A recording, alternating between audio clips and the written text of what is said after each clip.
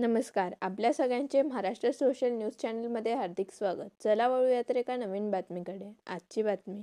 मालमत्ता कराच्या तक्रारी सोडवण्यासाठी धुळे मनपाच्या विशेष निवारण शिबिराला नागरिकांचा चांगला प्रतिसाद मिळाला. सुमारे 150 ते 200 अर्जांची नोंद झाली असून 15 मे पर्यंत सर्व अर्जांवर चौकशी करून लेखी उत्तर दिले जाईल, अशी माहिती आयुक्त नितीन कापडनीस यांनी दिली.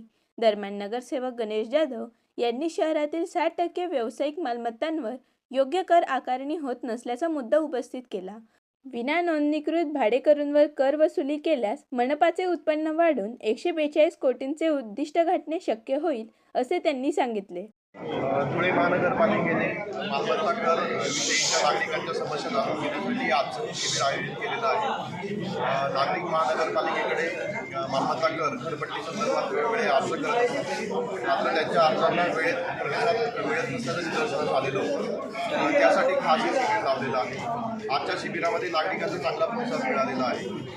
सुमारे 150 ते 200पेक्षा अधिक नागरिक या ठिकाणी उपस्थित आहेत आणि वेगवेगळ्या प्रकारचे तक्रारी स्वरूपात अर्ज त्यांनी दाखल केलेले आहेत. महानगरपालिकेचं हे शिबिर म्हणजे फक्त औपचारिकता नसेल तर सगळ्या अर्जांची संगणकीय नोंद आम्ही घेतलेली आहे आणि ज्याप्रमाणे आम्ही या शिबिराची जाहिरात केली होती की आम्ही 15 मे पर्यंत सर्व जेवढे अर्ज येतील त्यावर कार्यवाही करून त्याचं लेखी उत्तर आम्ही सर्वांना देणार, त्याप्रमाणेच महानगरपालिका कार्यवाही करेल. आज संध्याकाळपर्यंत जेवढे अर्ज जमा होतील ते अर्ज त्या त्या विभागातील लिपिकाकडे वर्ग केले जातील आणि प्रत्येक अर्जाचं शहानिशा करून लेखी उत्तर देणं आमच्या लिपिकांना बंधनकारक राहील. यासाठी मी स्वतः पाठपुरावा करेन आणि 15 मे पर्यंत ज्यांनी या शिबिराचा लाभ घेतला आहे प्रत्येकाच्या अर्जाची सखोल योग्य चौकशी होऊन त्यांना योग्य उत्तर नक्कीच महानगरपालिकेच्या मार्फत जाणार आहे. धुळे महानगरपालिकेच्या वतीने घरपट्टीसाठी जे शिबिर आयोजित करण्यात आलेलं आहे त्या शिबिरामध्ये लोकांना ज्या घरपट्ट्या जास्त आल्या आहे, जास्त आकारणी झाली आहे, कोणाची आकारणी होत नाही आहे, अशा बऱ्याचशा अडचणीसाठी आज धुळेकर जनतेने फार इथे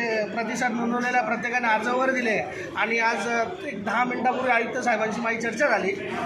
धुळे शहरामध्ये जेवढ्या कमर्शियल प्रॉपर्टीज आहेत 60% कमर्शियल प्रॉपर्टीज आहेत जे कमर्शियल ज्यांचे ॲग्रीमेंटच नाही आहे पण ते दुकानं भाड्याने दिलेले आहे. अशा भाडेकरींना आजपर्यंत नगरपालिकेने भाडेतत्वावर आकारणी केलेली नाही आहे आणि ती फक्त नॉर्मल आकारणी होते. ज्या लोकांनी ॲग्रीमेंट केले नसतील, रजिस्टर ॲग्रीमेंट केलं नसेल भाड्याने देऊन, अशा लोकांना कमिटी नेमून त्यांचं रजिस्टर ॲग्रीमेंट काढून महापालिकेला त्याच्यातून उत्पन्न वाढेल आणि जे साधारण नागरिकांच्या जनतेवर जो भार पडलेला आहे तो कमी होईल. आणि मेट्रो सिटी होण्याचं कारण एक आपल्याकडे असं आहे, आपल्याकडे 47% भाडेकरारावर टॅक्स वसूल केला जातो. एक अंदाजित सांगितलं त्यांनी मला 47% वसूल केला जातो. हा 47% न वसूल करता हा 30% कधी आपण वसुली घेतली तर चांगल्या प्रकारचे आउटलेट धुळे शहरामध्ये येतील आणि धुळे शहर एक मेट्रो सिटीमध्ये कन्वर्ट होईल लवकरच.